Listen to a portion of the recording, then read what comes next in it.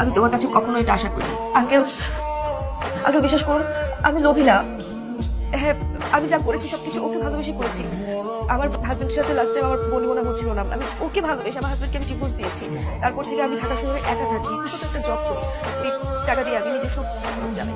আর ও আবার semester fee দিয়েছে, হ্যাঁ আমি স্বীকার করি, কিন্তু ওর কাছে আমি টাকার জন্য কখনো আসিনি। ওকে আমি ভালোবাসি আঙ্কেল। ও আমাকে প্রতিশ্রুতি দিয়েছিল ও আমাকে বিয়ে করবে, যার জন্য হচ্ছে আমি আমার সাথে লাস্টে যোগাযোগ পর্যন্ত করছে না, আমাকে টোটালি অ্যাভয়েড করছে। আমি এটা নিতে পারছি না আঙ্কেল, আমার সাথে এটা অন্যায় হচ্ছে।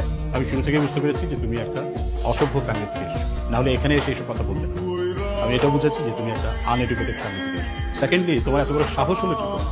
তুমি বিয়ে করেছো, তারপরে আমার ছেলের সাথে সম্পর্ক করেছো। তুমি আমাদের ফ্যামিলি সম্পর্কে জানো আমরা কি বিলং করি, কোন অ্যাঙ্গেল থেকে তোমার সম্পর্ক ভালোবাসা বা বিয়ে শাদী পর্যন্ত যাবে। আর তোমার ফ্যামিলি কোথায়? তোমার বাবা মা তো আমাকে এসে বলবে এই সম্পর্কের কথা। আমার তো মনে হয়